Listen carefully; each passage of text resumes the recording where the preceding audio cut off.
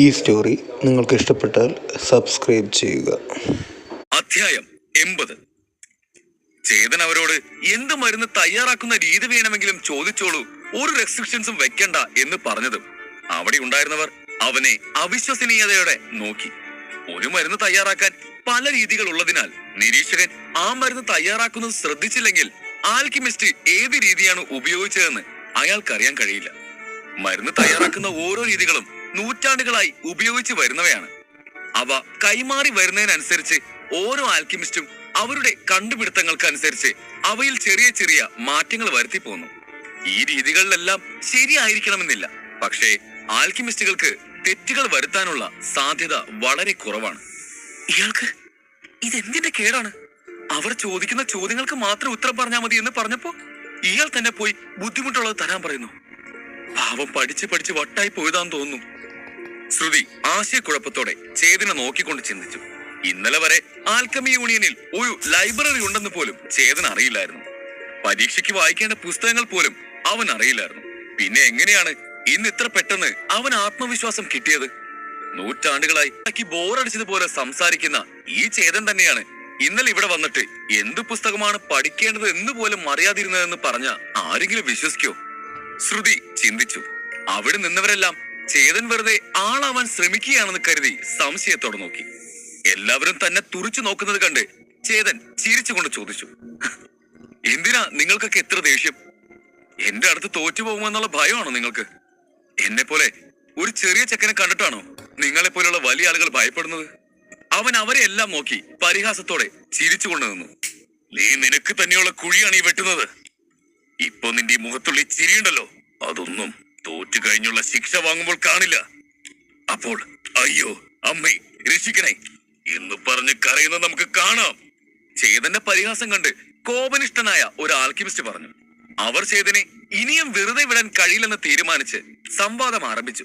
സത്യം പറഞ്ഞാൽ ചേതൻ ആഗ്രഹിച്ച പോലെ നിസ്സാരമായി തന്നെ എല്ലാം തന്റെ വഴിക്ക് കൊണ്ടുവന്നു എന്ന് വേണം പറയാൻ.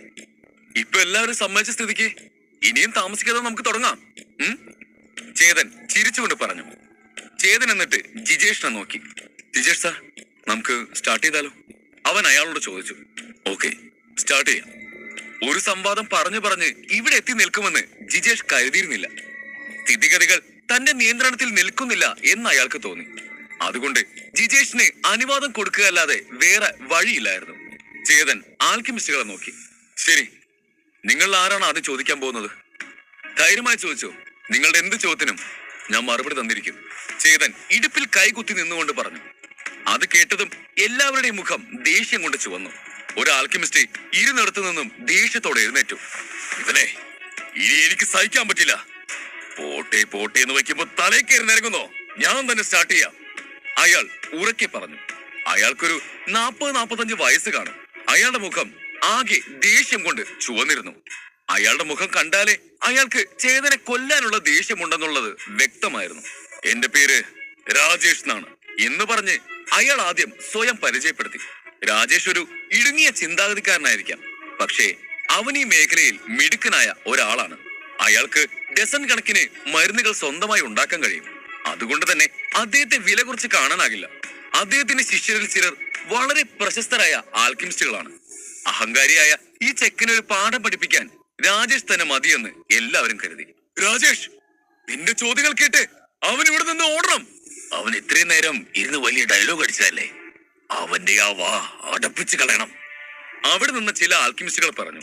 ചേതൻ അതെല്ലാം കേട്ട് ഒന്ന് പുഞ്ചിരിക്കുക മാത്രമാണ് ചെയ്തത്. എന്തും നേരിടാനുള്ള ആത്മവിശ്വാസം അവനുണ്ടായിരുന്നു.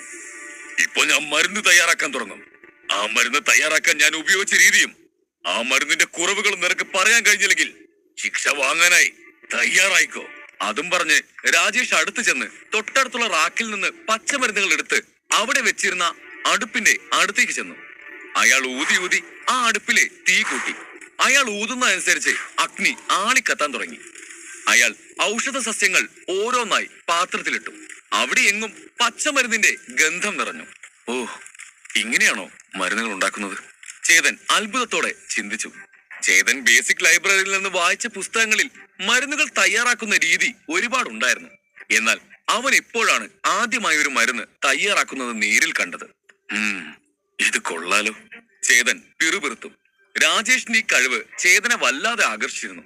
രാജേഷ് ഒരു മടിയും കൂടാതെ നിർത്താതെ സസ്യങ്ങൾ ഒന്നിനു പുറകെ ഒന്നായി പാത്രത്തിലേക്ക് ഇട്ട രീതി കണ്ട് ചേതൻ തനിക്കും ഇത് ചെയ്യാൻ കഴിയുമോ എന്ന് ചിന്തിച്ചു. ഒന്ന് നേർക്ക് നോക്കുക പോലും ചെയ്യാതെ ഇയാൾക്ക് എങ്ങനെ ഓരോ സസ്യങ്ങളെയും തെരഞ്ഞെടുക്കാൻ കഴിയുന്നു? അതൊന്നും ചേതന് ചിന്തിക്കാൻ പോലും കഴിഞ്ഞില്ല. പരിശീലനത്തിലൂടെ മാത്രമേ ഇത് പഠിക്കാൻ കഴിയൂ. ഇത് പഠിച്ചെടുക്കാൻ ഒരുപാട് സമയമെടുക്കും. അതിനെക്കുറിച്ചുള്ള ഒരുപാട് തിയറികൾ അറിയാമെങ്കിലും ധാരാളം പുസ്തകങ്ങൾ വായിച്ചിട്ടുണ്ടെങ്കിലും അയാൾ ഇപ്പോൾ പ്രയോഗിക്കുന്ന രീതി എന്താണെന്ന് പോലും ചേതന് മനസ്സിലായില്ല. എന്തിന് ഈ മരുന്ന് എന്താണെന്നുള്ളത് പോലും ചേതന് കണ്ടെത്താൻ കഴിഞ്ഞില്ല. പിന്നെ എങ്ങനെയാണ് അതിലെ തെറ്റുകൾ പറയുക? അതുമല്ല, ചേതൻ ഇത്രയും ബിൽഡപ്പ് കൊടുക്കുന്നത് കേട്ട് അവരെല്ലാം അവനെ ഭ്രാന്തനെ പോലെയാണ് നോക്കിയിരുന്നത്. ജിജേഷിന് പോലും ഈ മരുന്നുണ്ടാക്കുന്ന രീതി മനസ്സിലാക്കാൻ കഴിഞ്ഞില്ല. പിന്നെ എങ്ങനെയാണ് ഒരു അസിസ്റ്റന്റ് ആയ ചേതൻ അതെന്താണെന്ന് അറിയാൻ കഴിയുക? മാജിക് ലൈബ്രറി മാത്രമായിരുന്നു ചേതന്റെ കയ്യിലുള്ള ആകെ ഒരു പോംവഴി. ഏത് പ്രതിസന്ധികളും തരണം ചെയ്യാൻ അത് മാത്രം മതിയെന്ന് അവൻ അറിയാമായിരുന്നു. മാന്ത്രിക ലൈബ്രറി കയ്യിലുള്ളപ്പോൾ ഇതിനെക്കുറിച്ചൊക്കെ ഓർത്ത് എന്തിനാ ടെൻഷൻ അടിക്കുന്നത്? വിമാനത്തിൽ കയറിയിട്ട് ഭൂമിയിൽ നിന്നുള്ള ദൂരം എന്താകുമെന്ന് ആലോചിച്ച് ടെൻഷൻ അടിക്കുന്നത് പോലെയാണ്. അപ്പൊ തിന്നാ പോരെ, വെറുതെ എന്തിനാ കുഴി എണ്ണുന്നത്? ചേതൻ മെല്ലെ ചിരിച്ചുകൊണ്ട് കണ്ണുകൾ അടച്ചു. അവന്റെ ഉള്ളിലെ മാന്ത്രിക ലൈബ്രറി തുറന്നു വന്നു. അതിൽ നിന്നും ഒരു പുസ്തകം അവന്റെ മുന്നിലേക്ക് വന്നു. ഇതാണ് എനിക്ക് വേണ്ട പുസ്തകം എന്ന് ചിന്തിച്ചുകൊണ്ട് അവൻ അത് വായിച്ചു തുടങ്ങി. രാജേഷിന്റെ മരുന്നുകൾ ഉണ്ടാക്കുന്ന രീതി പഴയതിനേക്കാൾ മെച്ചപ്പെട്ടല്ലോ. ശരിയാണ്. ഇത്രയും നന്നായി രാജേഷ് മരുന്ന് തയ്യാറാക്കിയിട്ടും ചേതൻ അതിൽ തെറ്റ് കണ്ടുപിടിച്ചാൽ ഞാൻ അവനെ രണ്ട് കൈയും കൂപ്പിത്തൊഴും. അവിടെയുള്ള ആൽക്കിമിസ്റ്റുകളെല്ലാം രാജേഷിനെ തന്നെ നോക്കിക്കൊണ്ട് നിൽക്കുന്നത് ചേതൻ കണ്ടു. അവരെല്ലാം രാജേഷിന്റെ കഴിവിൽ അഭിമാനിച്ചു. ഏത് രീതിയാണ് രാജേഷ് ഉപയോഗിക്കുന്നതെന്നും അവർക്കറിയാം. കാരണം അവരും ഒരിക്കൽ ഈ രീതി ഉപയോഗിച്ചിരുന്നു. ഈ രീതിയുടെ എല്ലാ സങ്കീർണതകളെ കുറിച്ചും അവർക്ക് നന്നായി അറിയാമായിരുന്നു. എന്നിട്ട് പോലും അവർക്ക് ആ മരുന്ന് നിർമ്മിക്കുന്ന രീതിയിലുള്ള തെറ്റുകൾ കണ്ടെത്താനായില്ല. ഈ രീതി എപ്പോഴും ഉപയോഗിക്കുന്നവർക്ക് തെറ്റുകൾ കണ്ടെത്താൻ കഴിയുന്നില്ലെങ്കിൽ പിന്നെ ചേതൻ എങ്ങനെ കണ്ടെത്താനാകും? രാജേഷിന്റെ ഓരോ നീക്കവും മികവുറ്റതായിരുന്നു. എന്താ നീ ഇങ്ങനെ മിഴിച്ചു നോക്കി നിൽക്കുന്നത്? രാജേഷ് സാറിന്റെ കുറവുകൾ എന്താണെന്ന് നീ കണ്ടെത്തി പറയൂ. അതോ ഇവിടെ നിന്നും പേടിച്ചിട്ട് തിരിഞ്ഞു പോലും നോക്കാതെ ഓടി രക്ഷപ്പെടാൻ പോവുകയാണോ? ആൽക്കിമിസ്റ്റിൽ ഒരാൾ ചോദിച്ചു. ഇവിടുന്ന് ഇറങ്ങി ഓടിയെന്ന് വെച്ച് നമ്മൾ അവനെ വെറുതെ വിടുവോ? എവിടെ പോയി ഒളിച്ചാലും അവനെ കണ്ടെത്തി അവന് തക്കതായ ശിക്ഷ കൊടുക്കണം, മറ്റൊരു ആൽക്കിമിസ്റ്റ് പറഞ്ഞു. ഇതേ സമയം ശ്രുതി ചേതനെ കൗതുകത്തോടെ നോക്കി നിൽക്കുകയായിരുന്നു. ചേതന ഇങ്ങോട്ട് കൊണ്ടുവന്നതിന് ശേഷം അവിടെ നടക്കുന്ന സംവാദം കാണണമെന്ന് ശ്രുതിക്കും ആഗ്രഹമുള്ളതുകൊണ്ട് അവൾ അവിടെ മാറി നിന്ന് വീക്ഷിക്കുകയായിരുന്നു. അവൾ ഇതുവരെ ഒരു ആൽക്കിമിസ്റ്റിന്റെ അസിസ്റ്റന്റ് പോലും ആയിരുന്നില്ല. അതിനാൽ ഈ ചർച്ച എങ്ങനെ പോകുമെന്ന് അവൾ വളരെ ആകാംക്ഷയിലായിരുന്നു. എന്തായി? നീ രാജേഷ് സാർ ചെയ്യുന്നതിന് തെറ്റെന്താണെന്ന് കണ്ടുപിടിച്ചോ? അതോ ഇവിടെ വന്നത് തന്നെ തെറ്റായിപ്പോയെന്ന് ചിന്തിച്ച് നിൽക്കുകയാണോ? മറ്റൊരു ആൽക്കിമിസ്റ്റ് ചോദിച്ചു. ഇതിലെന്താണ് ചെയ്യാനുള്ളതെന്ന് എനിക്ക് തന്നെ കണ്ടുപിടിക്കാൻ കഴിയുന്നില്ല. പിന്നെ എങ്ങനെയാണ് അവന് കഴിയുക? ജിജേഷ് ചിന്തിച്ചു. സത്യം പറഞ്ഞാൽ രാജേഷ് തെരഞ്ഞെടുത്ത ഈ രീതി 300 വർഷങ്ങളായി നിലനിൽക്കുന്ന ഒന്നാണ്. എണ്ണിയാൽ ഒടുങ്ങാത്ത ആളുകൾ അത് ഉപയോഗിച്ചിട്ടുണ്ട്. അതിൽ ചില തെറ്റുകൾ ഉണ്ടായിരുന്നെങ്കിൽ പോലും ഈ കാലയളവിനുള്ളിൽ ആരെങ്കിലുമൊക്കെ അത് തിരുത്തി കാണണം. അങ്ങനെയാണെങ്കിൽ അതിനെക്കുറിച്ച് ആഴത്തിൽ അറിയാവുന്നവർക്കല്ലാതെ മറ്റാർക്കും അതിലെ തെറ്റെന്താണെന്ന് അറിയാൻ കഴിയില്ല. ഈ സമയം ശ്രുതി ജിജേഷിന്റെ അടുത്ത് വന്ന് പറഞ്ഞു. സാർ, ഇതിലെന്താ കുഴപ്പം? എനിക്കൊന്നും മനസ്സിലാകുന്നില്ല. അവൾ ആശയക്കുഴപ്പത്തോടെ ചോദിച്ചു. ഇപ്പൊ അതൊന്നും പറയാനുള്ള സമയമല്ല. നീ അവിടെ നിന്ന് സംവാദം കണ്ടാ മതി. വേണ്ടാത്ത ചോദ്യങ്ങൾ ചോദിക്കണ്ട. ജിജേഷ് തനിക്കും അറിയില്ല എന്ന കാര്യം അവൾ അറിയാതിരിക്കാനായി ഇങ്ങനെ പറഞ്ഞു. ജിജേഷ് ആ നാട്ടിൽ തന്നെ ഏറ്റവും മികച്ച ആൽക്കമിസ്റ്റ് ആണ്. അങ്ങനെയുള്ള അയാൾക്ക് പോലും ഒരു തെറ്റും കണ്ടെത്താനായില്ലെങ്കിൽ പിന്നെ ചേതൻ അതിലെങ്ങനെ തെറ്റ് കണ്ടെത്തും എന്ന് ശ്രുതി ചിന്തിച്ചു. ആൽക്കമിസ്റ്റ് ആകാനുള്ള പരീക്ഷ പാസ്സായി എന്നല്ലാതെ ചേതന് ഒരു മരുന്നുണ്ടാക്കാൻ പോലും അറിയില്ല. കുറച്ചു നേരം കഴിഞ്ഞതും രാജേഷ് അടുപ്പിലെ തീ കെടുത്തി. അയാൾ ആ പാത്രത്തിന്റെ മൂടി തുറന്നതും അവിടെ എങ്ങും മരുന്നിന്റെ ഗന്ധം നിറഞ്ഞു. ആ പെട്ടിയിൽ ഉണ്ടായിരുന്ന ഔഷധ ചെടികളെല്ലാം മരുന്നായി മാറിയിരുന്നു. അയാൾ അതിൽ നിന്നും 3 കുഞ്ഞു ബോളുകളുടെ ആകൃതിയിലുള്ള മരുന്നുകൾ എടുത്തു. അതിന്റെ മുകൾ ഭാഗം വളരെ പരന്നതും തിളങ്ങുന്നതുമായിരുന്നു. ഓരോ മരുന്നുകളിൽ നിന്നും നേരിയ വെളിച്ചം വരുന്നുണ്ടായിരുന്നു. കണ്ടോ, ഇതാണ് ഞങ്ങൾ ആൽക്കിമിസ്റ്റ് രാജേഷിൽ നിന്നും പ്രതീക്ഷിച്ചത്. മരുന്നുണ്ടാക്കിയെന്ന് മാത്രമല്ല, അദ്ദേഹം അതിനെ വേറൊരു ലെവലിലേക്ക് എത്തിച്ചു. സൂപ്പർ രാജേഷ്, നന്നായിട്ടുണ്ട് എല്ലാ ആൽക്കിമിസ്റ്റുകളും ആ മരുന്ന് കണ്ട് അയാളെ പുകഴ്ത്തി. ഓരോ മരുന്നുകളും തയ്യാറാക്കിയ ശേഷം അതിനെ ടാബ്ലറ്റ് പോലെയുള്ള രൂപങ്ങളിലേക്ക് ആക്കി മാറ്റാൻ സാധിക്കും. അതിന്റെ പ്രഭാവം അനുസരിച്ചാണ് ആ രൂപങ്ങൾ ഉണ്ടാക്കിയത്. ആകൃതി 4 പാളികളാകാം. സാധാരണയായി ലോ ലെവൽ ആൽക്കിമിസ്റ്റുകൾക്ക് പോലും ഗ്രേഡ് 1 ടാബ്ലറ്റ് മാത്രമേ നിർമ്മിക്കാൻ കഴിയൂ. അവർക്കെല്ലാം ലെവൽ 1 ടാബ്ലറ്റുകൾ മാത്രമേ നിർമ്മിക്കാൻ സാധിക്കൂ. പക്ഷേ രാജേഷ് ലെവൽ 2 ടാബ്ലറ്റുകൾ നിർമ്മിച്ച് തന്റെ നിലവാരത്തിന് മുകളിൽ മികച്ച പ്രകടനം കാഴ്ചവെച്ചു. താൻ നിർമ്മിച്ച ടാബ്ലറ്റുകളുമായി രാജേഷ് സീറ്റിലേക്ക് മടങ്ങി. എന്നിട്ട് അയാൾ ചേതനെ വെറുപ്പോടെ നോക്കിക്കൊണ്ട് പറഞ്ഞു, അപ്പൊ പറ, ഞാനിപ്പോ ഇവിടെ എന്ത് രീതിയാണ് ഉപയോഗിച്ചത്? ഞാൻ പ്രയോഗിച്ച രീതിയിലുള്ള തെറ്റുകൾ എന്താണ്? നീ ഇത്ര നേരം ഇവിടെ കാണിച്ച പ്രഹസനങ്ങൾ കാരണം നീ ഇനി എന്താകും പറയാൻ പോകുന്നതെന്നുള്ള ആകാംക്ഷയിലാണ് ഇവിടെയുള്ള എല്ലാവരും. രാജേഷ് പരിഹാസത്തോടെ പറഞ്ഞു. അയാൾ സംസാരിച്ചു കഴിഞ്ഞതും എല്ലാവരും ചേതനെ നോക്കി. അവൻ എന്താകും പറയാൻ പോകുക എന്നറിയാൻ എല്ലാവരും കണ്ണിമ വെട്ടാതെ നോക്കി നിന്നു. ചേതൻ ഒന്നും ആലോചിക്കാതെ മണ്ടത്തരം ചെയ്യുമെന്നാണ് ആദ്യം അവർ കരുതിയത്. പക്ഷേ ചേതൻ ആ ടാബ്ലറ്റുകളിലേക്ക് സങ്കടത്തോടെ നോക്കി നിന്നു. പിന്നെ മെല്ലെ തലയാട്ടി ഒരു ദീർഘ നിശ്വാസം എടുത്തു. ചേതൻ ഇപ്പോഴും സ്വപ്നലോകത്തിൽ നിൽക്കുന്നത് പോലെ നിൽക്കുന്നത് കണ്ട് രാജേഷിന് സഹിക്കാൻ കഴിഞ്ഞില്ല. അവൻ ക്ഷമ നശിച്ച് മേശയിൽ കൈകൊണ്ട് ശക്തിയിലടിച്ചു. വലിയ ശബ്ദത്തോടെ മേശ പൊട്ടിപ്പൊളഞ്ഞു. എല്ലാവരും ഞെട്ടി രാജേഷിനെ നോക്കി. പക്ഷെ രാജേഷ് ആരെയും ശ്രദ്ധിച്ചില്ല. അയാൾ ആക്രോശിച്ചുകൊണ്ട് ഉറക്കി പറഞ്ഞു, എന്താ ഒന്നും മിണ്ടാതെ നിൽക്കുന്നത്? എന്തെങ്കിലും പറയാനുണ്ടെങ്കിൽ അത് പറയ്, അല്ലെങ്കിൽ ഒന്നും അറിയില്ലെങ്കിൽ അത് പറയ്, അല്ലാതെ ഒന്നും മിണ്ടാതെ നിൽക്കാൻ പറ്റില്ല. അധ്യായം 81. രാജേഷ് ദേഷ്യത്തിന്റെ പാരമ്യത്തിൽ ചേതനെ നോക്കിക്കൊണ്ടിരുന്നു. ചേതനാവട്ടെ അയാളുടെ ദേഷ്യത്തെ ഒട്ടും മാനിച്ചില്ല. എന്തിനാ ഞാൻ വെറുതെ നിങ്ങൾ എല്ലാവരും മുമ്പിൽ നാണം കെടുത്തുന്നത് എന്നോർത്താണ് മിണ്ടാകുന്നത്. അപ്പോഴാണെങ്കിൽ നിങ്ങൾ എന്നെ അതിന് സമ്മതിക്കുന്നില്ല.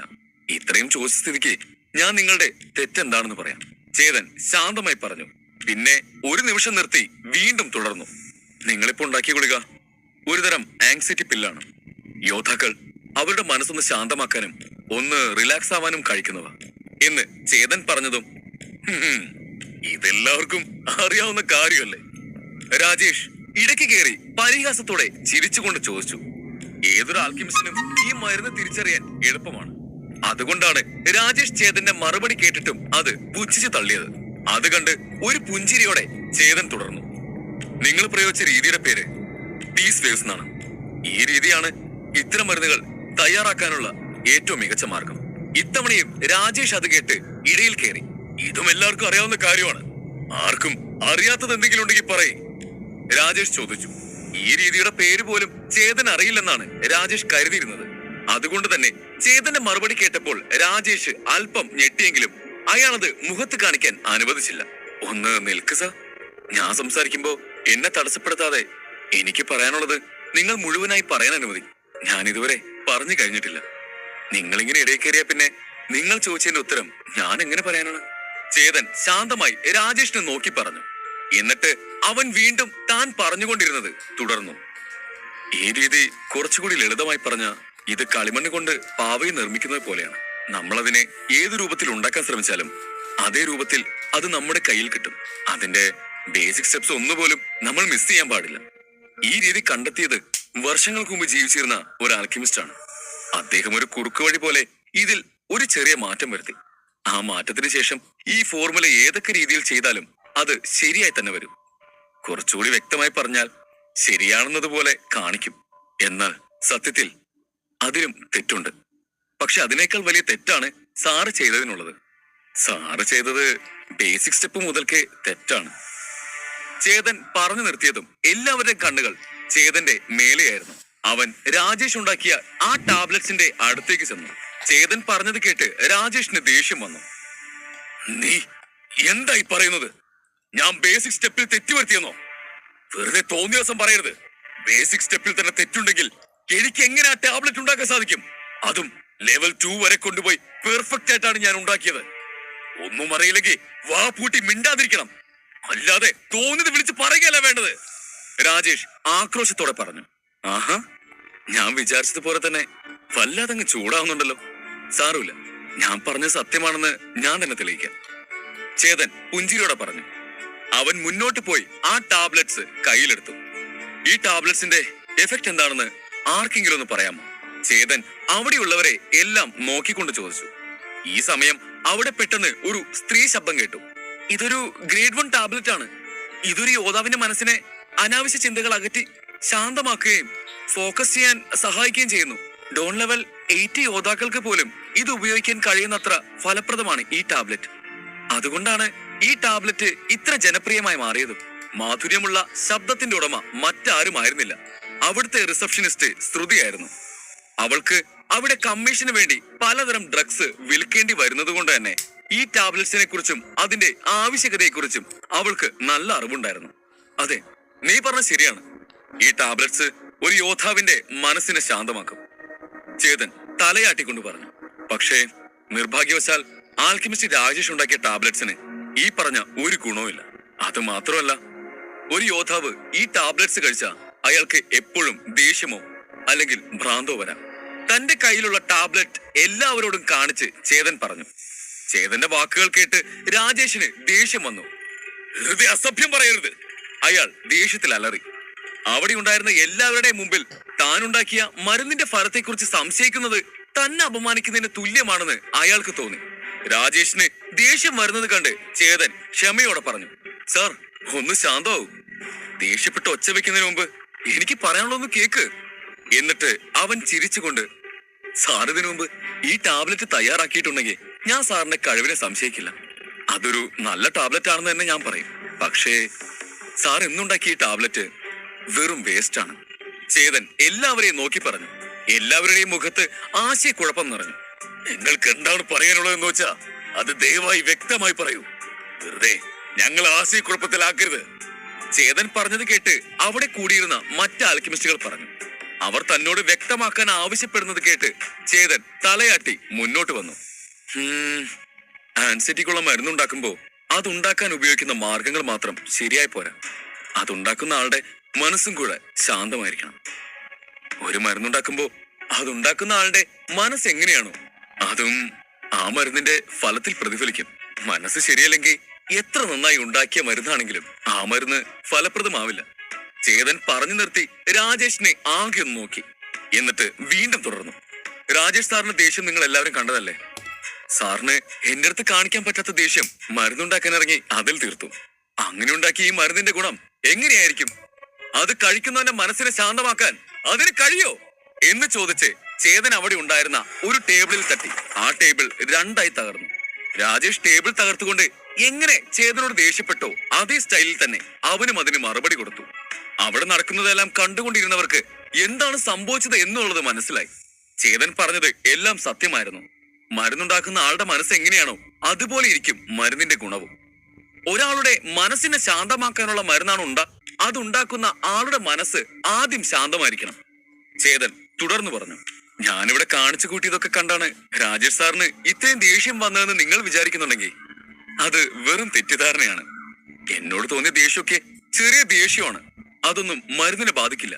ഇത് സാറിന്റെ തലയിൽ വേറെ എന്തൊക്കെയോ പ്രശ്നങ്ങൾ ഓർത്തുള്ള ദേഷ്യമാണ്. ആരുടെയോ അടുത്തു നിന്നും നല്ലതുപോലെ വാങ്ങിച്ചു കൂട്ടിയിട്ടുണ്ടെന്ന് തോന്നുന്നു. അതാണ് എന്റെ അടുത്ത് വന്ന് തീർക്കാൻ നോക്കിയത്, ചേതൻ പറഞ്ഞു. ചേതൻ പറഞ്ഞത് കേട്ട് രാജേഷ് അവനെ കണ്ണുരുട്ടി നോക്കി. അയാൾ ആകെ ദേഷ്യത്തിൽ വിറയ്ക്കുകയായിരുന്നു.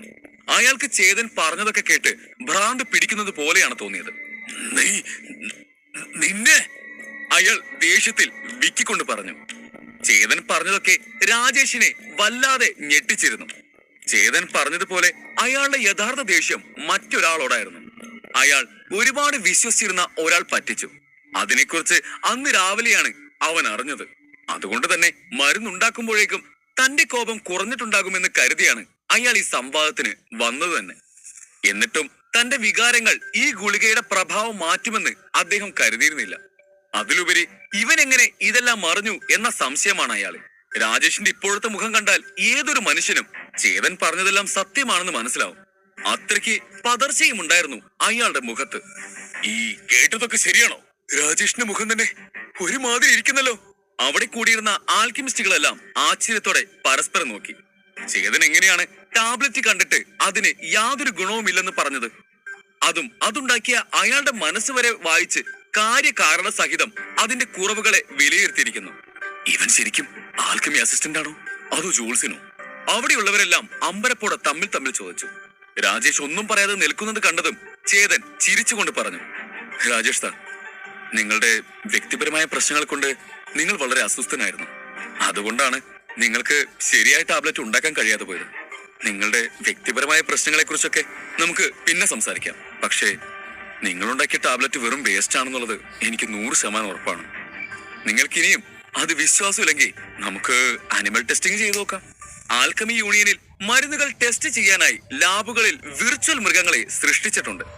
അവിടെയുള്ളവർക്ക് ഒന്നും അറിയാത്ത മിണ്ടാപ്രാണികളെ അവരുടെ പരീക്ഷണങ്ങൾക്കായി ഉപയോഗിക്കാൻ താല്പര്യമില്ലായിരുന്നു. അതുകൊണ്ട് അവർ അവരുടെ സാങ്കേതിക മികവും മാന്ത്രികതയും ഉപയോഗിച്ച് വിർച്വൽ മൃഗങ്ങളെ ഉണ്ടാക്കുക പതിവായിരുന്നു. ഒരു സാധാരണ മൃഗം എങ്ങനെയാണോ അതുപോലെ തന്നെയാണ് ഇവയും പ്രവർത്തിക്കുക. ആ മരുന്നുകൾ ഉപയോഗിക്കുന്ന മനുഷ്യരുടെ സുരക്ഷയ്ക്ക് വേണ്ടിയാണ് ഇങ്ങനെ ചെയ്യുന്നത്. എന്ത് അനിമൽ ടെസ്റ്റിംഗോ? രാജേഷ് ഒന്ന് പുരികമുയർത്തിക്കൊണ്ട് ചോദിച്ചു. രാജേഷ് സാർ, എന്തിനാ ആലോചിച്ച് നിൽക്കുന്നത്? നമുക്ക് അവൻ പറയുന്നത് ശരിയാണോ അല്ലയോ നോക്കാം. സാർ അതിന് ഓക്കെ പറ, ഒരു ആൽക്കെമിസ്റ്റ് പറഞ്ഞു. രാജേഷിനോട് ചോദിക്കുന്ന എന്തിനാ? എനിക്ക് രാജേഷിന്റെ മേലെ മുഴുവൻ വിശ്വാസമുണ്ട്. അതുകൊണ്ട് നമുക്ക് ടെസ്റ്റ് തന്നെ നടത്തി നോക്കാം. അപ്പോ അവൻ കള്ളം പറയുന്നതാണെന്ന് തെളിവല്ലോ എന്ന് മറ്റൊരാൾ ഉറക്കെ പറഞ്ഞതും രാജേഷ് മിഴിച്ചു നോക്കിക്കൊണ്ടു നിന്നു. പോയി ടെസ്റ്റിനുള്ള തയ്യാറെടുപ്പുകൾ ചെയ്യ്, ഒരു സീനിയർ ആൽക്കെമിസ്റ്റ് പറഞ്ഞു. അത് കേട്ട് ഒരു അസിസ്റ്റന്റ് തലയാട്ടി അവിടെ നിന്നും പോയി. കുറച്ചു സമയത്തിന് ശേഷം അയാൾ ആ വിർച്വൽ അനിമൽ അടങ്ങിയ ഡിജിറ്റൽ ബോക്സ് കൊണ്ടുവന്നു. ആ മരുന്ന് തന്നെ ഉണ്ടാക്കിയത് ഒരു കണക്കിനാണ്. ഇനി ഇതിൽ ടെസ്റ്റ് ചെയ്യുമ്പോ എന്താകൂ എന്തോ രാജേഷ് ചിന്തിച്ചു. നടക്കാൻ പോകുന്ന കാര്യമോർത്തുള്ള ഭയമായിരുന്നു അയാളിൽ. അസിസ്റ്റന്റ് ആ ബോക്സ് തുറന്ന് രാജേഷ് ഉണ്ടാക്കിയ ഗുളിക ഇൻപുട്ട് ചെയ്യാൻ പ്രത്യേകമായി നിർമ്മിച്ച സ്ലോട്ടിൽ വെച്ചു കൊടുത്തു.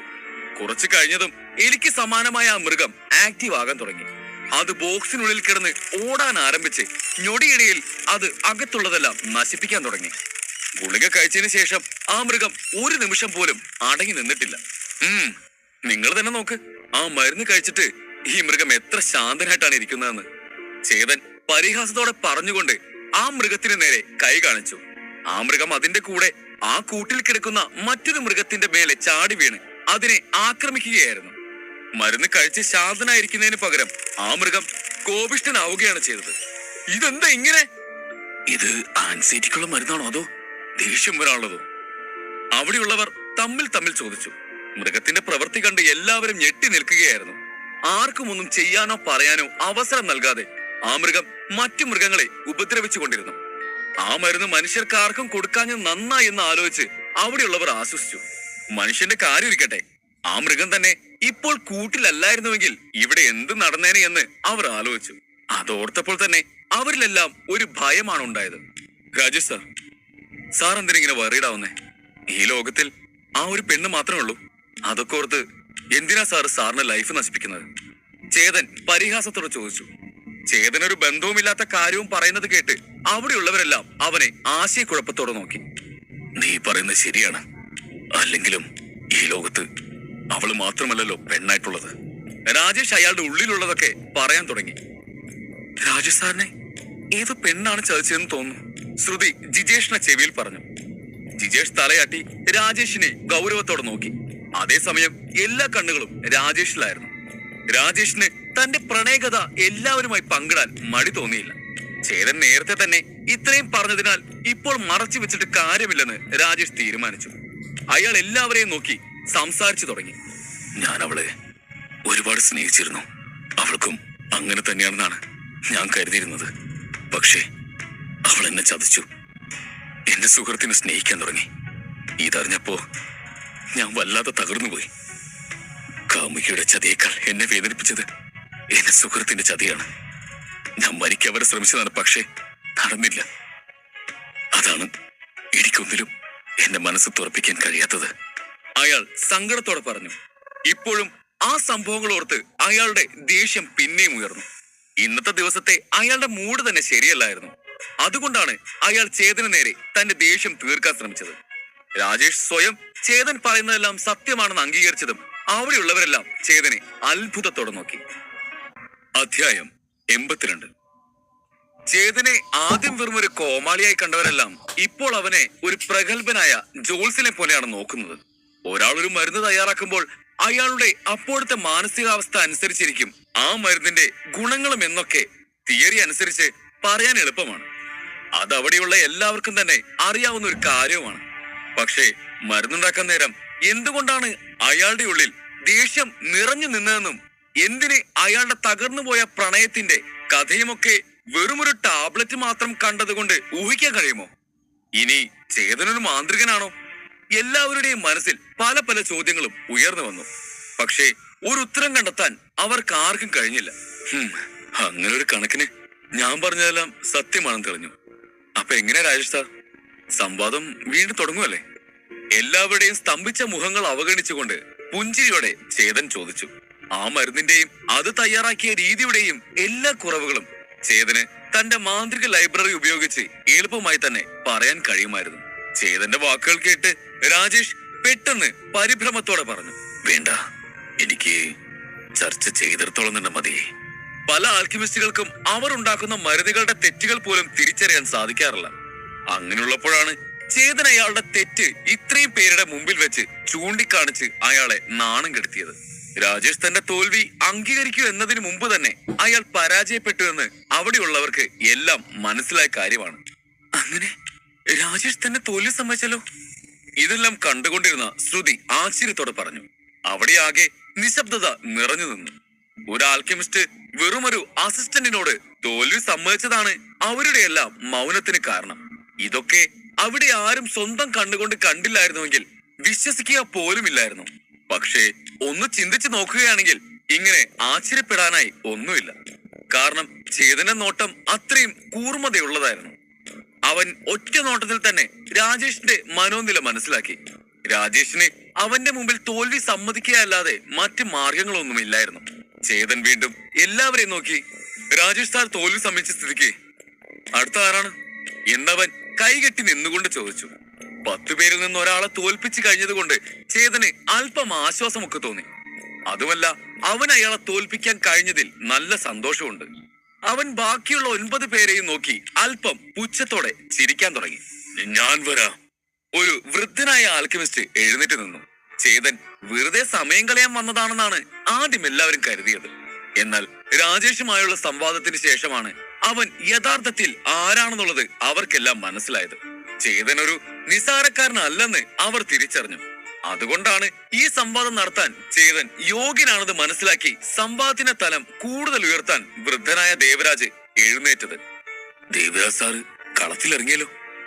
ദേവരാജ് സാറ് നമ്മുടെ കൂട്ടത്തിൽ തന്നെ ഏറ്റവും മികച്ച ആൽക്കെമിസ്റ്റ് അല്ലേ? അത് മാത്രമല്ല, അദ്ദേഹത്തിന് നല്ല അനുഭവ പരിചയമുണ്ട്.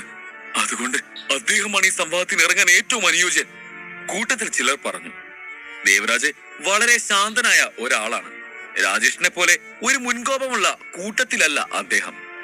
അവരെ തോൽപ്പിക്കാൻ ദേവരാജ് സാറിന് മാത്രമേ കഴിയൂ, ഒരു ആൽക്കെമിസ്റ്റ് ആത്മവിശ്വാസത്തോടെ പറഞ്ഞു. ഏറ്റവും മികച്ച ഒരു ആൽക്കെമിസ്റ്റായ ദേവരാജ് ചേതനെ നേരിടാൻ തയ്യാറായത് കണ്ട് അവരെല്ലാം സന്തോഷിച്ചു. ദേവരാജ് അവരിൽ ഏറ്റവും പ്രായം കൂടിയതും ശാന്തശീലനുമാണ്. അത് തകർക്കാൻ ആരെങ്കിലും എന്തെങ്കിലും ചെയ്താൽ എങ്ങനെ അദ്ദേഹത്തിന്റെ മുമ്പിൽ തോറ്റെന്ന് മാത്രം നോക്കിയാൽ മതി. ദേവരാജ് മെല്ലെ നടന്നു ചെന്ന് അടുപ്പിന് തീ കൊളുത്തി. അദ്ദേഹം ഊതിയതും തീ ആളി കത്താൻ തുടങ്ങി. അതിനുശേഷം ഔഷധ സസ്യങ്ങളൊക്കെ വെച്ച് ഓരോന്ന് ചെയ്ത് കുറച്ചു കഴിഞ്ഞപ്പോൾ ടാബ്ലറ്റ് തയ്യാറായി. രാജേഷ് നേരത്തെ ഉണ്ടാക്കിയ ആൻസൈറ്റി പിൽസ് തന്നെയായിരുന്നു. ഇതും രാജേഷ് ഉണ്ടാക്കിയത് പോലെ തന്നെ ഗോളാകൃതിയിലായിരുന്നു ഉണ്ടായിരുന്നത്. രാജേഷിന്റെ ടാബ്ലറ്റ്സ് പോലെ തന്നെ ഇതും പ്രകാശിക്കുന്നുണ്ടായിരുന്നു. പക്ഷേ ഇതിന്റെ തിളക്കം രാജേഷിന്റെതിനേക്കാൾ കൂടുതലായിരുന്നു. ആ ടാബ്ലറ്റ് കാണുമ്പോൾ തന്നെ അത് ഗുണനിലവാരമുള്ളതാണെന്ന് വ്യക്തമായിരുന്നു. അയാൾ ആ ടാബ്ലറ്റ് എടുത്ത് ചേതനെ കാണിച്ച് മെല്ലെ പുഞ്ചിരിയോടെ പറഞ്ഞു, ടാബ്ലറ്റ്സ് ഉണ്ടാക്കി കഴിഞ്ഞു. ഇത് രാജേഷ് നേരത്തെ ഉണ്ടാക്കിയ അതേ ടാബ്ലറ്റ്സ് ആണ്. കുറച്ചുകൂടി വ്യക്തമായി പറഞ്ഞ, മരുന്നുണ്ടാക്കാൻ ഞാനും അദ്ദേഹം ഉപയോഗിച്ച അതേ രീതിയാണ് ഉപയോഗിച്ചത്. ഈ ടാബ്ലറ്റ്സിലെ തെറ്റ് നീ കണ്ടുപിടിച്ച് എന്നോട് പറഞ്ഞ ഞാൻ സമ്മതിക്കാം, നീ ശരിക്കും കഴിവുള്ളവനാണെന്ന്. കൊള്ളാം സാർ, സാറ് വളരെ നന്നായി തന്നെയാണ് ഇത് ചെയ്തിരിക്കുന്നത്, അവിടെ ഉണ്ടായിരുന്ന ഒരു ആൽക്കെമിസ്റ്റ് പറഞ്ഞു. ഈ ടാബ്ലറ്റിൽ നേരത്തേതുപോലെ ഒരു തെറ്റ് പറ്റില്ല എന്ന് എല്ലാവരും വിശ്വസിച്ചു. ഇത്തവണ ചേതന് എന്താണ് പറയാനുള്ളത് എന്നറിയാനുള്ള ആകാംക്ഷയിലായിരുന്നു എല്ലാവരും. എന്നാൽ ചേതനാകട്ടെ അതെല്ലാം കണ്ട് ചിരിച്ചുകൊണ്ട് മിണ്ടാതെ നിൽക്കുകയായിരുന്നു. ദേവരാജിന്റെ ബുദ്ധിശക്തി കണ്ട് എല്ലാവരും അയാളെ അഭിനന്ദിച്ചെങ്കിലും അയാളുടെ മുമ്പിൽ നിൽക്കുന്ന ചേതനും അത്ര നിസാരക്കാരനല്ലെന്ന് അവർക്കെല്ലാം മനസ്സിലാക്കാനുള്ള സമയം വന്നു. ദേവരാജ് തന്നെ ടാബ്ലറ്റ്സിന്റെ പേരും ഉണ്ടാക്കാൻ ഉപയോഗിച്ച രീതിയും പറഞ്ഞതുകൊണ്ട് ചേതന് ഇനിയും അത് പറയാൻ പറ്റില്ല. അയാൾ ചേതനെ കൊണ്ട് തെറ്റുകൾ തന്നെ പറയിക്കാൻ ചെയ്തതാണ് ഇതെന്ന് അവന് മനസ്സിലായി. തെറ്റുകൾ പറഞ്ഞില്ലെങ്കിൽ ചേതന് ഇവിടെ പിടിച്ചു നിൽക്കാൻ കഴിയില്ല. സാറിന് ഇപ്പൊ നല്ല ഉറക്കമൊന്നും കിട്ടുന്നില്ലാന്ന് തോന്നുന്നു. അതുമല്ല, മര്യാദയ്ക്ക് ഭക്ഷണവും കഴിക്കാറില്ല. ഹെൽത്ത് പ്രധാനമാണ് സാർ, അത് ശ്രദ്ധിക്കണം. ഒരു പുഞ്ചിരിയോടെ ചേതൻ പറഞ്ഞു. നീ എന്തായി പറയുന്നത്? ദേവരാജിന് ചേതൻ പറഞ്ഞത് കേട്ട് ആകെ അതിശയം തോന്നി. നീ പറഞ്ഞതൊക്കെ തെറ്റാണെന്ന് പറഞ്ഞ് എനിക്ക് വേണമെങ്കിൽ നിരസിക്കാം. പക്ഷേ എനിക്ക് കള്ളം പറയേണ്ട ആവശ്യമില്ല. സോൾജേഴ്സ്, നീ പറഞ്ഞത് ശരിയാണ്. ഞാൻ കുറച്ചു നാളായി നന്നായി ഉറങ്ങിയിട്ട്, അതുപോലെ ഭക്ഷണവും നേരെ കഴിക്കാറില്ല. പക്ഷേ അതിനെന്റെ മരുന്നുമായി എന്ത് ബന്ധമാണുള്ളത്?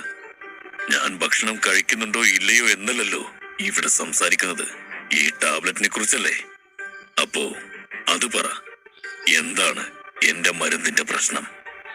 ദേവരാജ് ചോദിച്ചു. ചേതൻ അതിന് മറുപടി പറയുന്നതിന് മുമ്പ് തന്നെ മറ്റൊരു ആൽക്കിമിസ്റ്റ് ഇടയിൽ കയറി. ഇതൊക്കെ നിനക്കെങ്ങനെ പറയാൻ കഴിയുന്നു?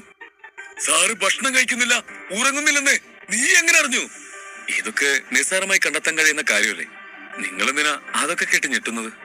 ചേതൻ ചോദിച്ചു. അത് കേട്ട് ദേവരാജ് ഇടയിൽ കയറി. ഇത് വളരെ എളുപ്പമുള്ള കാര്യമാണെന്നോ? അതെങ്ങനെ എനിക്ക് മനസ്സിലാവുന്നില്ല. ആദ്യം അദ്ദേഹം ചേതൻ പറഞ്ഞത് അത്ര കാര്യമാക്കിയിരുന്നില്ല. പക്ഷേ മറ്റൊരു ആൽക്കമിസ്റ്റ് ഇതിനെക്കുറിച്ച് ചോദിച്ചപ്പോഴാണ് അയാളും അത് ചിന്തിച്ചത്. ചേതൻ തന്റെ ഭക്ഷണക്രമത്തെക്കുറിച്ചും ഉറക്കത്തെക്കുറിച്ചും എങ്ങനെ അറിഞ്ഞു? അയാൾക്ക് ആകെ സംശയമായി. സാറ് ഇത്രയും ചോദിച്ച സ്ഥിതിക്ക് ഞാൻ പറയാം. സാറ് മരിക്കാൻ പോവുകയാണ്. ചേതൻ പറഞ്ഞത് കേട്ട് അവിടെയുള്ളവർ എല്ലാം ഞെട്ടി. എന്താ? അവിടെ ഉണ്ടായിരുന്നവർ മുഴുവൻ സ്തംഭിച്ചു പോയി. ചേതൻ എന്തെങ്കിലും കാരണം പറയുമെന്ന് എല്ലാവരും കരുതിയെങ്കിലും അവൻ ഇങ്ങനെ ഒരു മറുപടി പറഞ്ഞു കളയുമെന്ന് ആരും കരുതിയില്ല. ചേതൻ പറഞ്ഞത് കേട്ട് ദേവരാജിന് ആകെ തല കറങ്ങുന്നത് പോലെയാണ് തോന്നിയത്. എനിക്കിപ്പോ ശരിക്കും ഉറങ്ങാനും ഭക്ഷണം കഴിക്കാനും കഴിയുന്നില്ല എന്നത് ശരിയാണ്. പക്ഷേ ഞാൻ മരിക്കുമെന്ന് നിനക്ക് എങ്ങനെ പറയാൻ കഴിയും? എന്നെ ആരെങ്കിലും കൊന്നാലല്ലാതെ ഞാൻ മരിക്കില്ല. എന്തിന്? നിന്റെ വാദം ശരിയാണെന്ന് കാണിക്കാൻ നിനക്ക് തന്നെ എന്നെ കൊല്ലാൻ ശ്രമിക്കാമല്ലോ. ദേവരാജ് അവനെ നോക്കി പുരികം ഉയർത്തിക്കൊണ്ട് പറഞ്ഞു. അവിടെയുള്ള മിക്കവാറും എല്ലാ ആൽക്കിമിസ്റ്റുകൾക്കും ദേവരാജിനെ കുറിച്ച് അറിയാം. അവരെല്ലാം അദ്ദേഹത്തെ ബഹുമാനിക്കുന്നുമുണ്ട്. അങ്ങനെയുള്ള ആളുകളുടെ മുമ്പിൽ വെച്ചാണ് ചേതൻ അയാൾ മരിക്കാൻ പോവുകയാണെന്ന് ധൈര്യത്തോടെ പറഞ്ഞത്. ഇവന് എവിടെ നിന്നാണ് ഇങ്ങനെയൊക്കെ സംസാരിക്കാനുള്ള ധൈര്യം കിട്ടിയത്? അവിടെയുള്ളവരെല്ലാം ചിന്തിച്ചു.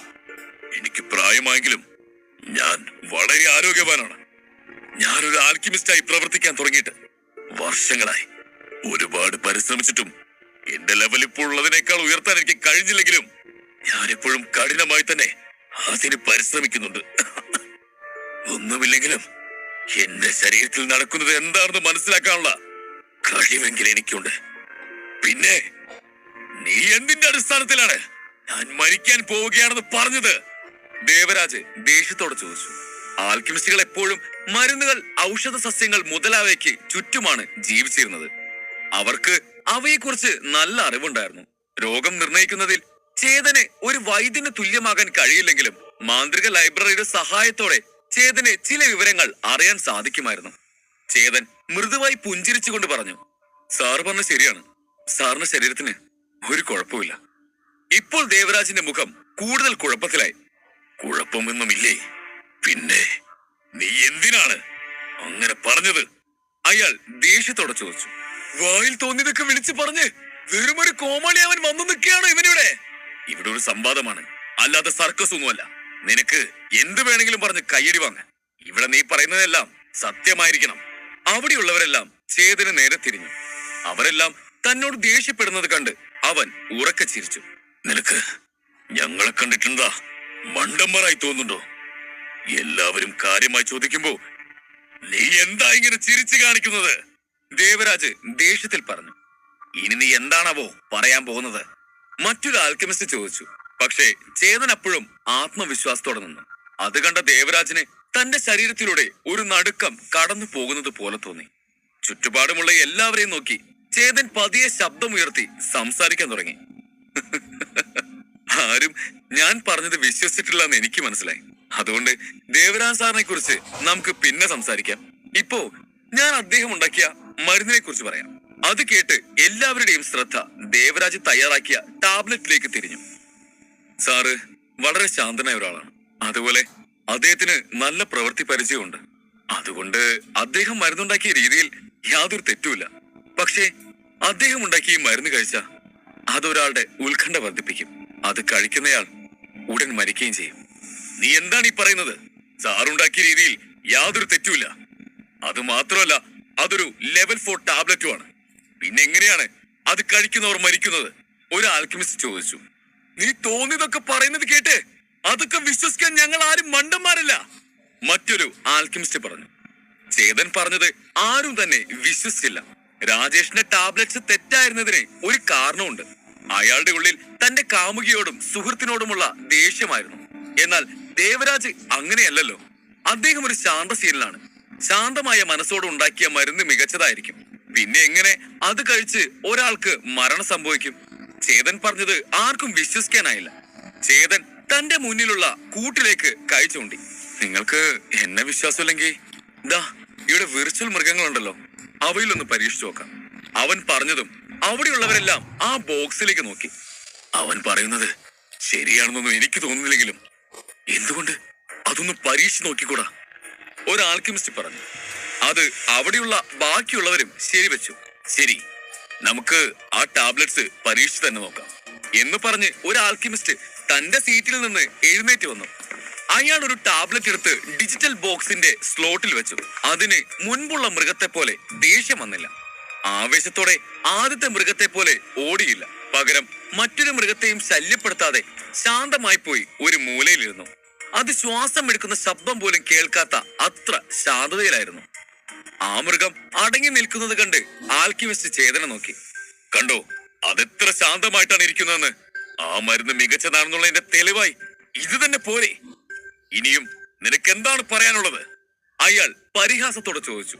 ചേതൻ എന്തു പറയുമെന്നറിയാൻ എല്ലാവരും കാതോർത്തു. ആ മരുന്ന് കഴിക്കുന്നത് മൃഗത്തിന്റെ ഉത്കണ്ഠ വർദ്ധിപ്പിക്കുമെന്ന് കുറച്ചു മുമ്പ് ചേതൻ പറഞ്ഞിരുന്നു. എന്നാൽ ആ മൃഗത്തിന് ആ മരുന്ന് കൊടുത്തിട്ടും അതിനൊന്നും സംഭവിച്ചില്ല എന്ന് മാത്രമല്ല, അത് വളരെ ശാന്തനായാണ് പെരുമാറുന്നത്. എല്ലാവരും ഒന്ന് ശാന്തരാക്. നമ്മുടെ പരീക്ഷണം ഇനി അവസാനിച്ചിട്ടില്ല. കുറച്ചു നേരം കൊണ്ടൊന്ന് വെയിറ്റ് ചെയ് എന്ന് പറഞ്ഞ് ചേതൻ അവന്റെ കസേരയിൽ ചെന്നിരുന്നു. 10 മിനിറ്റോളം കഴിഞ്ഞിട്ടും ആ മൃഗം ഇരുന്നിടത്തു നിന്ന് അനങ്ങിയില്ല. നോക്ക്, മൃഗം ഇപ്പോഴും അനങ്ങുന്നില്ല. ടാബ്ലറ്റ്സ് അതിന്റെ ജോലി നന്നായി തന്നെ ചെയ്യുന്നുണ്ടെന്ന് അതിൽ നിന്ന് തന്നെ വ്യക്തമാണ്. ഇനിയും വെറുതെ സമയം കളയാൻ നോക്കാതെ നീ നിന്റെ പരാജയം അംഗീകരിക്കാൻ നോക്ക്. ദേവരാജ് കസേരയിലിരിക്കുന്ന ചേതന നോക്കി ദേഷ്യത്തോടെ പറഞ്ഞു. നിങ്ങൾ പറഞ്ഞ ശരിയാണ്. ആ ടാബ്ലറ്റ് നല്ലതുപോലെ തന്നെ പ്രവർത്തിക്കുന്നുണ്ട്. അതാണല്ലോ അത് ഇരുന്നിടത്ത് നിന്ന് അനങ്ങാത്തത്. അല്ലെങ്കിലും ചത്ത സ്ഥാനം എങ്ങനെ അനങ്ങാനാണ്? ചേതൻ പറഞ്ഞതും അവിടെയുള്ളവർ എല്ലാം ഞെട്ടി. എന്താ ഞാൻ പറഞ്ഞത് മനസ്സിലായില്ലേ? ഓപ്പറേഷൻ സക്സസ്, രോഗി മരിച്ചു. ചേതൻ പരിഹാസത്തോടെ പറഞ്ഞു. മരിച്ചെന്നോ? അവിടെയുള്ള ആൽക്കമിസ്റ്റുകളെല്ലാം ഞെട്ടലോടെ ചോദിച്ചു. ദേവരാജ് വേഗം തന്നെ ബോക്സിനടുത്ത് ചെന്ന് അതിനെ സൂക്ഷിച്ചു നോക്കി. അധ്യായം 83. ആ മൃഗം മരിച്ചതായി ചേതൻ പറഞ്ഞത് കേട്ട് ദേവരാജ് ആശങ്ക നിറഞ്ഞ മുഖത്തോടെ ആ ഡിജിറ്റൽ ബോക്സ് സൂക്ഷിച്ചു നോക്കി. എന്ന് തെളിഞ്ഞു വന്നു. സൂക്ഷിച്ചു നോക്കി. തെളിഞ്ഞു വന്നു. അത് ശരിക്കും ചത്തോ? ഇത് ആൻസൈറ്റിക്കുള്ള മരുന്നല്ലേ? അതെങ്ങനെ ജീവനെടുക്കുന്ന ഒന്നായി മാറി? അവിടെയുള്ള ആൽക്കമിസ്റ്റുകൾ ഞെട്ടലോടെ ചോദിച്ചു. ടെസ്റ്റിങ്ങിനായി കൊണ്ടുവരുന്നതിന് മുമ്പ് വിർച്വൽ അനിമൽസിന്റെ ഫംഗ്ഷൻസ് ലാബിൽ വെച്ച് അവർ നന്നായി തന്നെ പരിശോധിക്കാറുണ്ട്. സാധാരണ മരുന്നുകൾക്കൊന്നും അവയെ കൊല്ലാൻ കഴിയില്ല. വിർച്വൽ ആണെങ്കിലും ഈ മൃഗങ്ങളെല്ലാം ഏത് തരത്തിലുള്ള ടാബ്ലറ്റ്സുകളും പരിശോധിക്കാൻ പര്യാപ്തരായവയാണ്. അങ്ങനെയുള്ളപ്പോൾ ആ മൃഗം എങ്ങനെയാണ് ചത്തതെന്ന് എല്ലാവരെയും ആശയക്കുഴപ്പത്തിലാക്കി. അങ്ങനെയെങ്കിൽ ഒരു യോദ്ധാവ് മരുന്ന് കഴിച്ചിരുന്നെങ്കിൽ അയാൾ മരിക്കുമായിരുന്നില്ലേ? അവിടെ ചിലർ തെറിവിറക്കാൻ തുടങ്ങി. ദേവരാജിന്റെ മുഖം അത് കേട്ട് വീണ്ടും തുടങ്ങി. ദേവരാജിന്റെ രണ്ട് ചുവടുകൾ പിന്നോട്ട് വെച്ച് ആ മൃഗത്തിന്റെ അടുത്ത് നിന്ന് മാറി നിന്നു. അവിടെയുള്ളവരെയെല്ലാം നോക്കി കുറ്റബോധത്തോടെ തല കുനിച്ചുകൊണ്ട് പറഞ്ഞു. ഞാനത് ഉണ്ടാക്കാൻ ഉപയോഗിച്ച മാർഗമെല്ലാം ശരിയായിരുന്നു. എങ്ങനെയാണ് ഞാൻ ഉണ്ടാക്കിയ മരുന്ന് വിഷമായി മാറിയത്? എങ്ങനെയാണ് എന്റെ മരുന്ന് കാരണം ചത്തുപോയത്? ദേവരാജ് സംശയത്തോടെ ചോദിച്ചു. ഒരു ആൽക്കിമിസ്റ്റ് ഉണ്ടാക്കിയ ഗുളിക കഴിച്ച് ആരെങ്കിലും മരിച്ചാൽ അത് വലിയ തെറ്റാണ്. അയാളുടെ ജീവിതത്തിൽ ഇതിനു മുമ്പ് ഒരിക്കലും ഇതുപോലെയാണ് തെറ്റ് സംഭവിച്ചിട്ടില്ല. പിന്നെ എങ്ങനെയാണ് ഇന്ന് ഇങ്ങനെയൊക്കെ ഉണ്ടായതെന്ന് അറിയാതെ അയാൾ കുഴഞ്ഞു. ഇതൊക്കെ എത്ര കറക്റ്റായി പറയുന്നത്? ജിജേഷ് അത്ഭുതത്തോടെ ചേതനോട് പറയുന്നത്. ജിജേഷ് ചോദിച്ചത് കേട്ട് ബാക്കിയുള്ള ആൽക്കിമിസ്റ്റുകളോട് ചേതന നോക്കാൻ തുടങ്ങി. എല്ലാവർക്കും അറിയേണ്ടത് അതിന്റെ മറുപടി മരുന്നിനുള്ള തെറ്റ് കണ്ടുപിടിച്ച് പറയാൻ പറഞ്ഞു. ഞാനത് പറയുകയും ചെയ്തു. മരുന്നിലുള്ള തെറ്റുകളുള്ള കാരണം കൂടി ഞാൻ പറയുകയും ചെയ്തു. ഇനി ജിജേഷിന് മറുപടി കൊടുത്തിട്ട് ചേതൻ ദേവരാജിനെ ഒന്ന് നോക്കി. മാന്ത്രിക ലൈബ്രറിയുടെ സഹായത്തോടെ ആ ടാബ്ലറ്റ്സിന്റെ കുഴപ്പങ്ങൾ മനസ്സിലാക്കി അവനത് മറ്റുള്ളവരോട് പറയുകയും ചെയ്തു. ദേവരാജുമായുള്ള സംവാദത്തിൽ ചേതനാണ് ജയിച്ചതെന്ന് എല്ലാവർക്കും മനസ്സിലായിട്ടുമായുള്ള ദേവരാജ് മാത്രം അത് അംഗീകരിക്കാൻ തയ്യാറായി. അയാൾ ചേതനോട് എന്തുകൊണ്ട് അയാളുടെ ടാബ്ലറ്റ്സിന് ഇങ്ങനെ സംഭവിച്ചു എന്നുള്ള കൃത്യമായ കാരണങ്ങൾ അവിടെയുള്ള ആൽക്കിമിസ്റ്റുകളുടെ കൂട്ടത്തിൽ ദേവരാജാണ് സീനിയർ. അതുകൊണ്ട് തന്നെ അയാൾ തോൽവി സമ്മതിച്ചാൽ അത് മറ്റുള്ളവരുടെ ആത്മവിശ്വാസത്തെ ബാധിക്കും. അതുകൊണ്ട് എന്ത് വന്നാലും അവസാന നിമിഷം വരെ പൂരണമെന്ന് അയാൾ അതുകൊണ്ട് എന്ത് വന്നാലും അവസാന നിമിഷം വരെ തന്ത്രങ്ങളാണ് അയാൾ കരുതി. നീ ഇതിലെന്തോ ചെയ്തിട്ടുണ്ട്, അല്ലാതെ ഇങ്ങനെ സംഭവിക്കില്ല. ഇതിനു മുമ്പ് ഇങ്ങനൊരു പ്രശ്നം എന്റെ ഭാഗത്തുനിന്ന് ഉണ്ടായിട്ടില്ല. അതുകൊണ്ട് ഉറപ്പായും നിന്റെ ചതിയാകാനേ വഴിയുള്ളൂ. ദേവരാജ് ദേഷ്യത്തോടെ പറഞ്ഞു. അത് ശരി, ഇതിപ്പോ എന്റെ തലയിൽ ദേവരാജ് ദേഷ്യത്തോടെ ഞാൻ മിണ്ടാതിരുന്ന ശരിയാവില്ല. അതുകൊണ്ട് ഞാൻ കാര്യങ്ങൾ ഡീറ്റെയിൽ ആയി കേൾക്കാൻ തയ്യാറായിക്കോ. ഞാൻ കാര്യങ്ങൾ പരിഹാസത്തോടെ പറയാൻ എല്ലാവരും ദേവരാജ് ഇനി എന്ത് പറയുമെന്ന് അറിയാൻ അയാളെ തന്നെ എല്ലാവരും ദേവരാജ് അവരെയെല്ലാം ഒന്ന് നോക്കി എന്നറിയാൻ നടന്നതെല്ലാം വിശദീകരിക്കാൻ അവരെയെല്ലാം ഒന്ന് നോക്കി. ഈ ടാബ്ലറ്റ് തയ്യാറാക്കാൻ തെരഞ്ഞെടുത്ത രീതിയിലിരിക്കാൻ തുടങ്ങി. ആ രീതിയിൽ നിങ്ങൾ പിന്തുടർന്ന ഘട്ടങ്ങളിലോ തെറ്റൊന്നുമില്ല. മാത്രമല്ല ആ രീതിയിൽ ഈ ടാബ്ലറ്റിന്റെ വലിയൊരു ഗുണം. അതുകൊണ്ട് തന്നെ ഈ ഗുളിക വളരെ വേഗത്തിൽ പ്രവർത്തിക്കുകയും ചെയ്യും. പക്ഷേ നിർഭാഗ്യവശാൽ സാറിന്റെ മരണം അടുത്തിരിക്കുന്നുണ്ട്. സാറിന്റെ ശരീരത്തിൽ അശുദ്ധമായ ഓറയാണ് അടുത്തിരിക്കുന്നുണ്ട്. ആ മരുന്നിലൂടെ ആ മൃഗത്തിന്റെ ഓറയാണുള്ളത്. അതുകൊണ്ടാണ് ആ ടാബ്ലറ്റ് കഴിച്ചതിലൂടെ ആ മൃഗം മരിച്ചത്. അതുകൊണ്ടാണ് ചേതൻ പറഞ്ഞത് കേട്ട് ദേവരാജ് പേടിച്ച് വിറയ്ക്കാൻ തുടങ്ങി. ചേതൻ പറഞ്ഞത് കേട്ട് ദേവരാജ് പേടിച്ച് വിറയ്ക്കാൻ തുടങ്ങി. ശരിയാണോ? അങ്ങനെയെങ്കിൽ ഞാൻ ശരിക്കും മരിക്കാൻ പോവുകയാണ്. ശരിയാണോ? ദേവരാജ് ഭയത്തോടെ ചിന്തിച്ചു. മരിക്കാൻ പോവുകയാണ്. ചേതൻ ആദ്യം ഇത് പറഞ്ഞപ്പോൾ അയാൾ അവനത് തന്നെ ഭയപ്പെടുത്താൻ ശ്രമിക്കുന്നതായാണ് പറഞ്ഞപ്പോൾ അതുപോലെ തന്നെ മറ്റുള്ളവരും ചേതൻ പറഞ്ഞതൊന്നും വിശ്വസിച്ചിരുന്നില്ല. അതുപോലെ തന്നെ ഈ സംവാദത്തിൽ ജയിക്കാൻ വേണ്ടിയാണ് അവൻ ഇങ്ങനെ ഓരോന്ന് പറയുന്നതെന്ന് ഈ സംവാദത്തിൽ ജയിക്കാൻ വേണ്ടിയാണ്. പക്ഷേ അവൻ ഇങ്ങനെ ഇപ്പോൾ താനുണ്ടാക്കിയ മരുന്ന് കഴിച്ച് ആ മൃഗം മരിച്ചത് കണ്ട് പക്ഷേ ദേവരാജിന് തന്നെ ഇപ്പോൾ ചേതൻ പറഞ്ഞതൊക്കെ ശരിയായിരിക്കുമോ എന്ന് സംശയം തോന്നി തുടങ്ങി. ഇപ്പോൾ ചേതൻ പറഞ്ഞ മൃഗത്തിന്റെ അവസ്ഥ തന്നെയാകുമോ തനിക്കെന്ന് ആലോചിച്ച് അയാൾ ഭയന്നു തുടങ്ങിയതും ദേവരാജിനെ അവിടെ ഉണ്ടായിരുന്ന മറ്റ് ആൽക്കിമിസ്റ്റുകൾ സഹതാപത്തോടെ നോക്കി. ദേവരാജിനെ അവിടെ ശ്രദ്ധ അയാൾക്ക് എന്തെങ്കിലും പറയണമെന്ന് തോന്നിയെങ്കിലും എന്ത് പറയണമെന്നോ എങ്ങനെ പറയണമെന്നോ അയാൾക്ക് ഒരു ധാരണയും ഉണ്ടായിരുന്നില്ല. ദേവരാജ് മരണത്തിന്റെ വക്കിലായിരുന്നില്ലെങ്കിൽ അയാൾ ഉണ്ടാക്കിയ മരുന്ന് കാരണം ആ മൃഗം മരിക്കില്ലായിരുന്നില്ലെങ്കിൽ ഇപ്പോ നിങ്ങൾക്കെല്ലാം വ്യക്തമായ സാർ, ആ മൃഗം മരിക്കില്ലായിരുന്നു. അതോ ഞാനിനിയും വ്യക്തമാകുന്ന വിധത്തിൽ പറഞ്ഞു തരണോ? അതോ ചേതൻ ദേവരാജിനെ നോക്കിക്കൊണ്ടുമാകുന്ന വിധത്തിൽ പറഞ്ഞു തരണം. ദേവരാജ് തിടുക്കത്തിൽ ചേതനെ അടുത്തേക്കൊണ്ട് ചോദിച്ചു. ദേവരാജ് ചേതന്റെ അടുത്തേക്ക് ചെന്നു. ധൃതി കൂട്ടാതെ ഒരു നിമിഷം ക്ഷമയോടെ ഞാൻ പറയുന്നു കേൾക്കാം. ദേവരാജ് മരണഭയത്തോടെ പറയുന്നു. ഇത്രയും പെട്ടെന്ന് അദ്ദേഹം ഇങ്ങനെ മാറുമെന്ന് ആരും പ്രതീക്ഷിച്ചിരുന്നില്ല. ഇത്രയും പെട്ടെന്ന് അദ്ദേഹം ഇങ്ങനെ മാറുമെന്നാണ് പെട്ടെന്ന് മാറ്റം പ്രതീക്ഷിച്ചിരുന്നില്ല. അല്ല അതൊക്കെ പോട്ടെ, ഇനിയും എന്താ സാറിന് പറയാനുള്ളത്? അല്ല ഇനിയും ഓരോന്ന് പറഞ്ഞ് തോൽവി സമ്മതിക്കാതിരിക്കാൻ പറയാനുള്ളത്?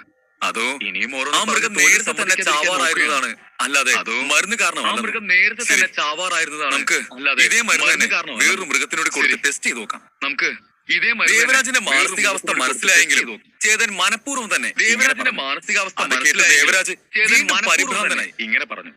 അത് കേട്ട് ദേവരാജ് വീണ്ടും പരിഭ്രാന്തനായി തെറ്റിദ്ധരിച്ചതാണ്. ഞാൻ ചോദിക്കാൻ വന്നത് അത് അതല്ല, എനിക്കൊരു കാര്യം അറിയാൻ കൊള്ളാമെന്നുണ്ടായിരുന്നു. ഞാൻ മരിക്കും എന്ന് നീ പറഞ്ഞില്ലേ? പക്ഷെ എങ്ങനെ? എന്താണ് എന്റെ ഈ അവസ്ഥയ്ക്ക് കാരണം? ഇത് മാത്രം നീ പറഞ്ഞു തന്ന അവസ്ഥയ്ക്ക് നിനക്ക് വേണ്ടി എന്തും ചെയ്യാൻ ഞാൻ തയ്യാറാണ്. പ്ലീസ്, എന്റെ ഈ ചോദ്യത്തിന് ഞാൻ തയ്യാറാണ്. മറുപടി തരണം. ദേവരാജ് കെഞ്ചിക്കൊണ്ട് ചോദിച്ചു. അദ്ദേഹത്തിന്റെ ശരീരത്തിന് യാതൊരുവിധ കുഴപ്പങ്ങളുമില്ല. ഉറങ്ങാനും ഭക്ഷണം കഴിക്കാനും കഴിയുന്നില്ല എന്ന് കരുതി അത് മരണകാരണമായി മാറില്ലല്ലോ. ഇതുവരെ ചേതൻ പറഞ്ഞതെല്ലാം ശരിയാണ്.